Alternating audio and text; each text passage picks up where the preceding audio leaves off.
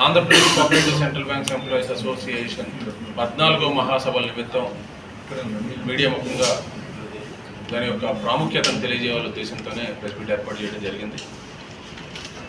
All India bank employees association ఆధ్వర్యంలో సహకార bank ఉద్యోగుల అసోసియేషన్ ప్రస్థానం ప్రారంభమై 60 సంవత్సరాలు పూర్తి చేసుకొని 61వ సంవత్సరంలోకి అడుగుపెడుతున్న సందర్భంగా మరియు Andhra Pradesh cooperative central banks employees association 14వ మహాసభల నిమిత్తం రేపు అనగా మే 9, 10 ఒంగోలు వేదికగా సాయి ఐటీఏ కన్వెన్షన్ హాల్లో 2 రోజుల పాటు మహాసభలు జరుగుతున్నాయి. ఈ మహాసభలకి రాష్ట్ర సహకార శాఖ మంత్రివర్యులు అచ్చెన్నాయుడు గారిని, జిల్లాలో ఉన్నటువంటి మంత్రివర్యులు గుడ్డిపాటి రవికుమార్ గారు అండ్ బాల వీరాంజనేయులు గారు, లోకల్ ఎమ్మెల్యే గారు జనార్దన్ గారు, ఆంధ్రప్రదేశ్ రాష్ట్ర సహకార బ్యాంక్ చైర్మన్ గన్ని వీరాంజనేయులు గారు, 13 డిసిసిబి చైర్మన్లు, వీరితో పాటు all India bank employees association ప్రధాన కార్యదర్శి కామ్రేడ్ సిహెచ్ వెంకటాచలం, జాతీయ కార్యదర్శి మరియు ప్రధాన కార్యదర్శి ఆంధ్రప్రదేశ్ బ్యాంక్ ఎంప్లాయీస్ ఫెడరేషన్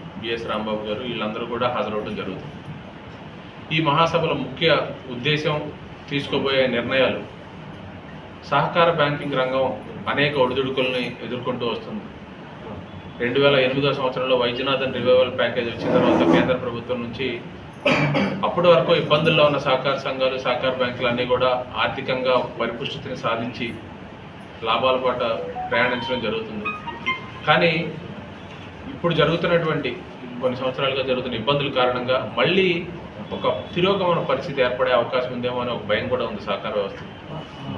మితిమీరిన రాజకీయ జోక్యం సహకార వ్యవస్థలో ఉండడం కానివ్వండి, లేకపోతే 51 విచారణల పేరుతో ఉద్యోగుల్ని ఇబ్బందులకు గురి చేయడం. ఎందుకంటే విచారణ చేయడం అనేది ఎవరైనా హక్కు, కానీ విచారణ నిష్పక్షపాతంగా జరగట్లా, ఉద్దేశపూర్వకంగా కొంతమందిని ఇబ్బంది పెట్టాలనే చర్యలు జరుగుతున్నాయి. ఇలాంటి వాటి వల్ల గ్రామీణ రైతాంగానికి, ప్రజానీకానికి, వీళ్ళకి సహకార వ్యవస్థ మీద ఒక నమ్మకం పోయే పరిస్థితి ఉంది.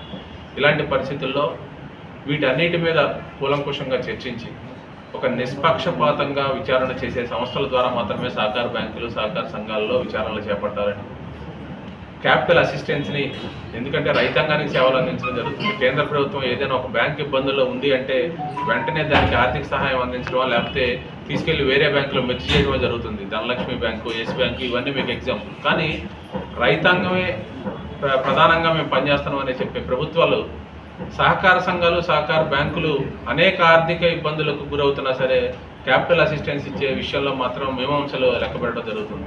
క్యాపిటల్ అసిస్టెన్స్ కావాలి, ఈ వ్యవస్థని పటిష్టం చేసుకోవాలి, ప్లస్ విచారణల పేరుతో ఏవైతే ఒత్తిళ్లు జరుగుతున్నాయో వాటికి వ్యతిరేకంగా మేము భవిష్యత్తులో ఆందోళన కార్యక్రమాలు కూడా చేపట్టడం జరుగుతుంది.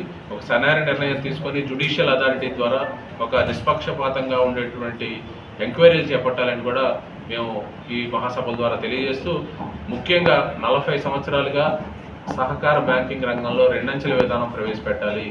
అప్పుడు మాత్రమే ఈ వ్యవస్థ మనుగడ ముందుకు వెళ్తుంది. ఇప్పుడున్నటువంటి ఈ బ్యాంకింగ్ ప్రపంచంలో టెక్నాలజీని అడాప్ట్ చేసుకుంటూ ఈ పోటీ ప్రపంచంలో ముందుకెళ్లాలంటే 2 అంచెల విధానం, సహకార బ్యాంకింగ్ వ్యవస్థలో డీసీసీబీల్ని రాష్ట్ర సహకార బ్యాంకుల్లో విలీనం చేస్తూ 2 అంచెల విధానం ప్రవేశపెడితేనే ఈ వ్యవస్థ మనుగడ ప్రశ్నార్థకంగా భవిష్యత్తు బాగుంటుందని చెప్పేసి 40 సంవత్సరాలుగా పోరాటం జరుగుతుంది. దీని మీద భవిష్యత్తులో ఇంకా ఉధృతం చేస్తాం.